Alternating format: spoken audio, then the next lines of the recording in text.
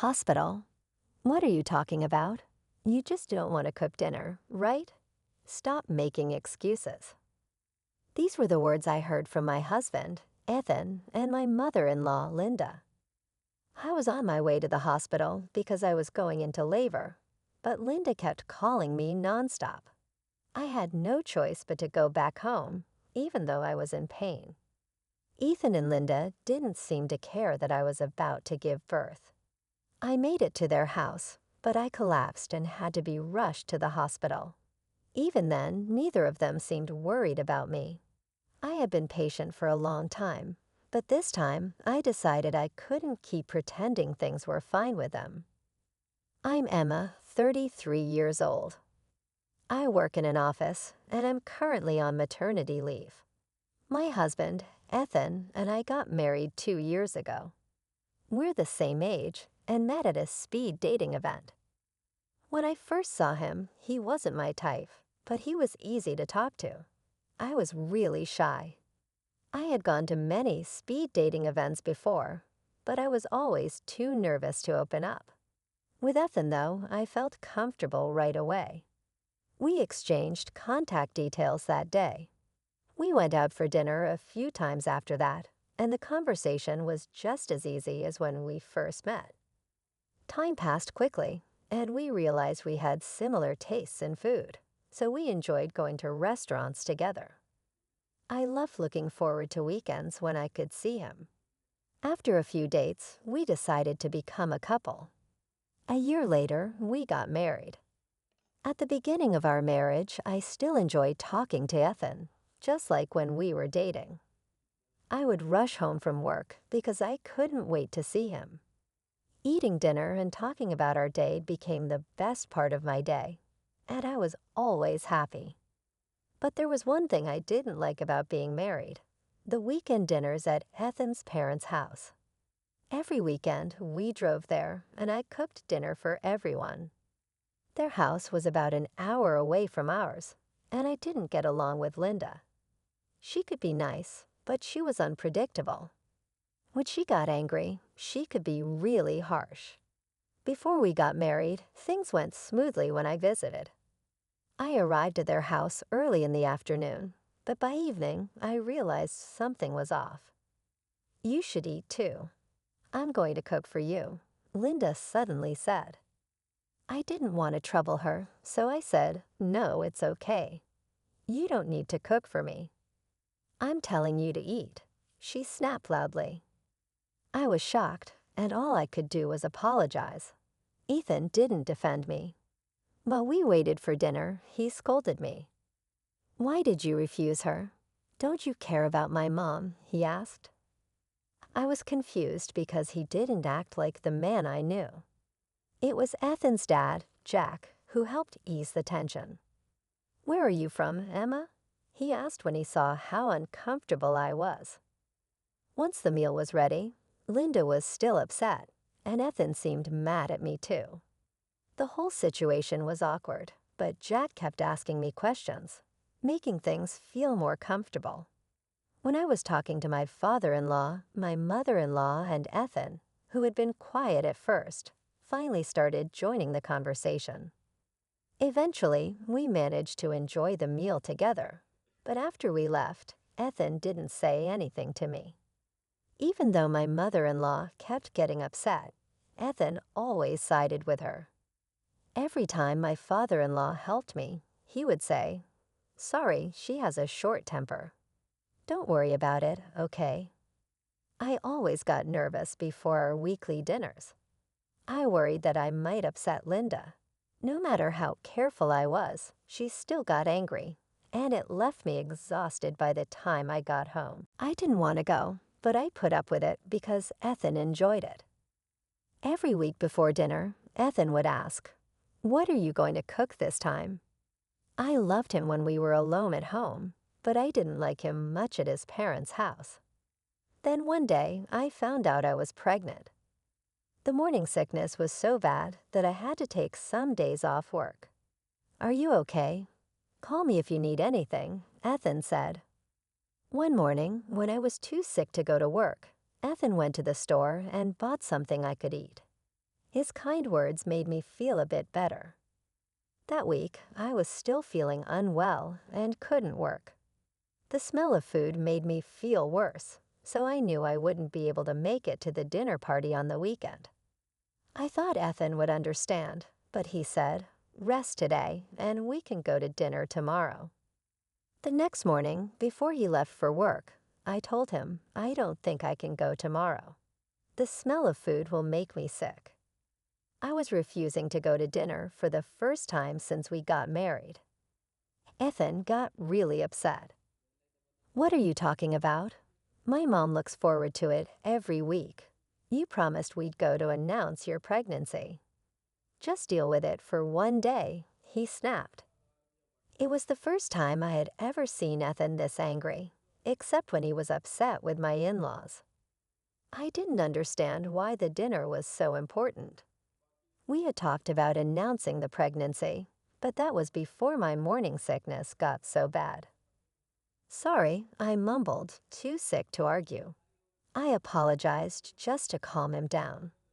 He left without saying anything, and I ended up crying in bed, feeling emotionally drained. That night, when he came home, Ethan was back to being kind, just like before. The next day, we drove to my in-laws' house. The hour-long drive was tough. I felt sick several times and had to stop to rest. Ethan was concerned, but he never suggested going back home. We bought some food and finally reached his parents' house. "Welcome," Linda greeted us with a smile. Before dinner, we told them about the pregnancy. "Oh my gosh, congratulations. I hope it's a boy," Linda said, overjoyed. "Take care of yourself and have a healthy baby," Jack, my father-in-law, added kindly. Ethan was happy to see his parents excited. I was happy they were happy too, but I felt awful. I could barely manage a fake smile.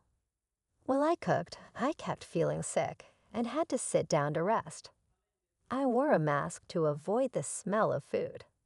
I could hear Ethan and Linda talking happily together, completely ignoring how I was feeling. Jack noticed and came into the kitchen. "Morning sickness. You came here to announce your pregnancy, and now you're working when you're not feeling well. You don't have to do this next week," he said, helping me with the dishes. His kindness almost made me cry. I wished Ethan had said something like that. But Linda didn't seem to care at all. When dinner started, I was too sick to eat. "Emma, why aren't you eating?" Linda asked. I could only manage, "I'm sorry. My morning sickness is really bad." She frowned. "If you don't eat, your baby won't get any nutrients. You need to eat, even if you don't want to," she said sternly. Ethan added, "That's right. Stop making excuses and eat." I tried to force myself, but after one bite, I had to rush to the bathroom. "We're eating. That's gross." I heard Linda yell outside the door. I couldn't stop crying. I wasn't sure how long I stayed in the bathroom, but when I finally came out, Linda had calmed down. I think Jack must have said something to her. I was thankful to Jack, but disappointed that Ethan hadn't shown any concern for me. After that, no matter how bad my morning sickness was, the weekly dinners continued.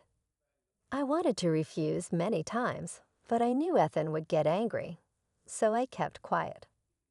One day, at another dinner, we announced we were having a girl. "Oh, I wanted a boy," Linda said. She wasn't upset, but what surprised me was Ethan's reaction. "I know, I'm sorry," he replied. For some reason, he apologized to her. I didn't understand why he was saying sorry. My frustration with him kept growing. Although he was kind at home, everything started to feel like a lie. But I had no choice but to endure it for the sake of the baby. Every day, I just hoped the baby would be born safely. As the months passed, I entered the final stage of my pregnancy. The baby could come at any time now. I had everything ready to go to the hospital, but the weekly dinners still continued. On the morning of one dinner, I started having contractions. The intervals were still long, so I didn't need to go to the hospital yet, but I wasn't sure when it would be time. "I'm not going today, no matter what you say," I told Ethan firmly. I thought it was more important to stay safe and focus on having the baby than to make him angry. "Screw you. You look fine. I'll take you even if I have to drag you," Ethan shouted, just as I expected. "I won't go today, no matter what you say. What if something happens to the baby?" For the first time in our marriage, I stood up to Ethan. As I spoke, another contraction hit, and I bent over in pain. "Enough. I'll go by myself," Ethan snapped and left. He didn't seem to care that I was in pain, but I thought it was better than being forced to go with him. About an hour after he left, I decided to take a cab to the hospital. As my contractions started getting closer, I got into a cab, my heart racing. Just as I settled in, I noticed my phone buzzing with multiple missed calls. It was Linda. I hesitated before answering, barely able to speak. "Hello. Come home right now and cook dinner," she yelled the moment I picked up. "I'm on my way to the hospital. I'm in labor," I told her, wincing from the pain. But she didn't care. "Hospital? What are you talking about? It's just a stomach ache. You just don't want to cook, do you? Stop making excuses." In the background, I heard Ethan's voice. "Come straight home now," he demanded. Linda kept yelling, but I could barely process what she was saying. I didn't know what else to do. I felt ashamed. Why? I wasn't sure. Tears streamed down my face from pain, anger, and sadness. My hands trembled as I changed the cab's destination to my in-laws' house. The driver glanced at me, confused, but said nothing. By the time I arrived, I was dizzy and sweating. As soon as I stepped inside, Linda and Ethan started yelling at me, but I could barely understand them. Their words blurred together, sharp and piercing. And then everything went black. The next thing I knew, I was in the hospital, lying on a bed, still dazed from everything that had happened.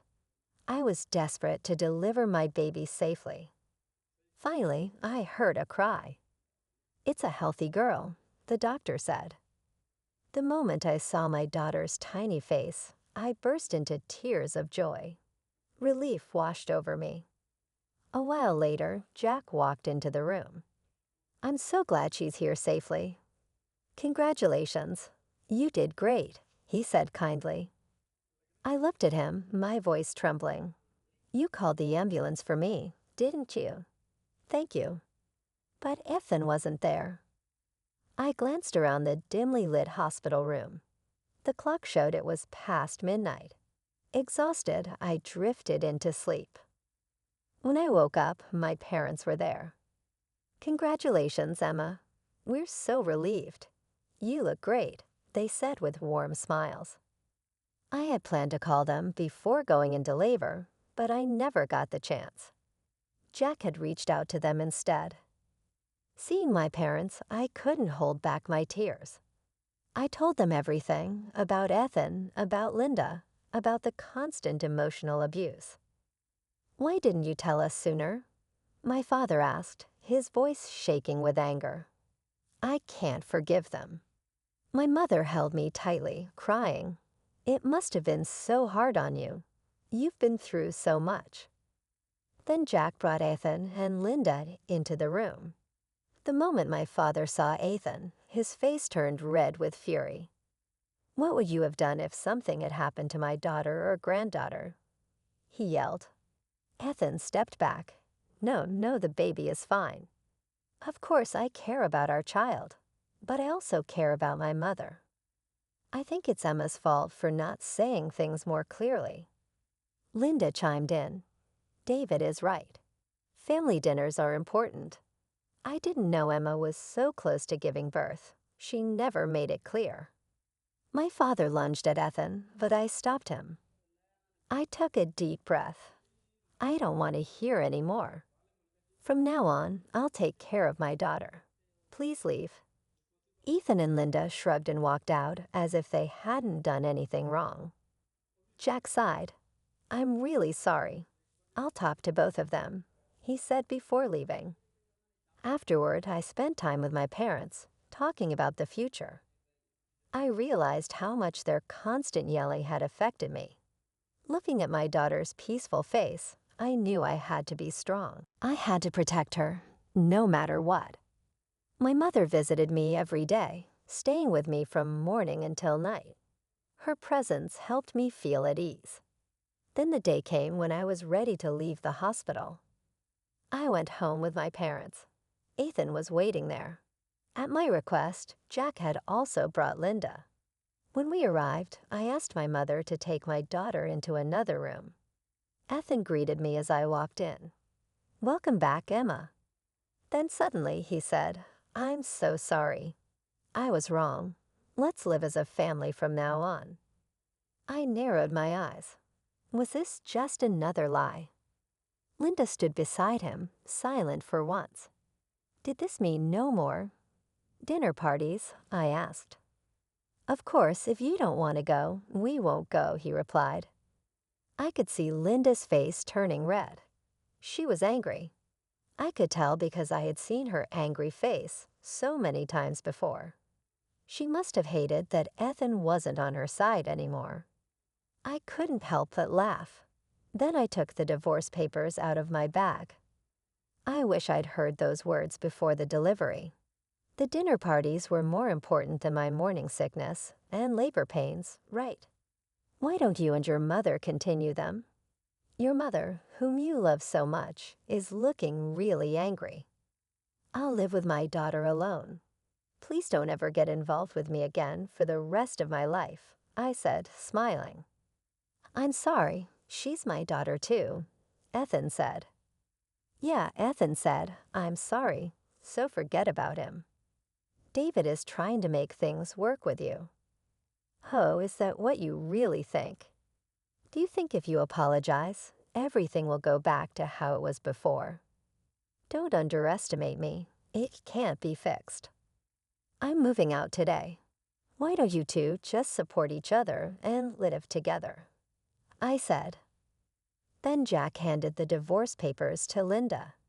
That's it. You two live together without me.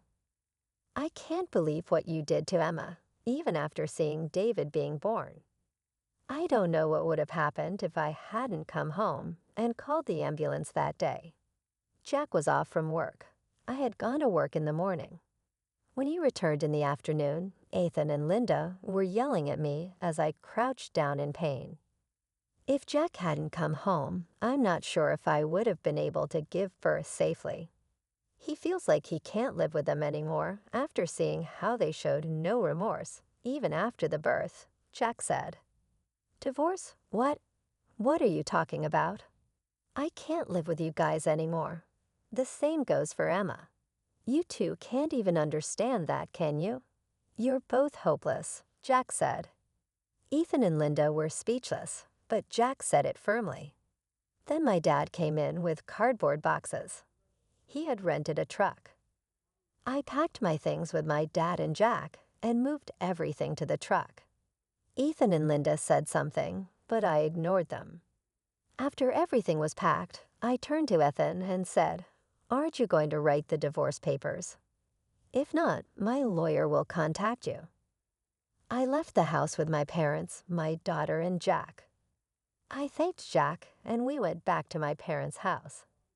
Later, the divorce was finalized through my lawyer. I received a fair amount of alimony.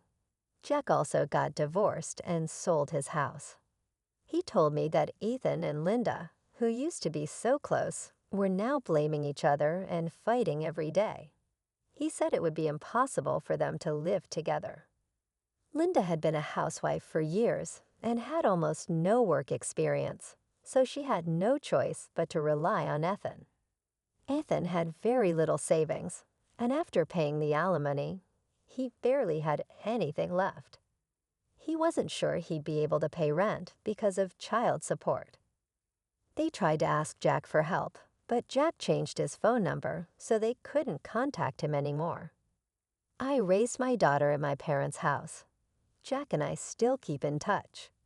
Once a month, he comes to visit us with gifts for my daughter. My parents also adore my daughter and spoil her as much as they can. My daughter's smile and happiness make me feel happy too.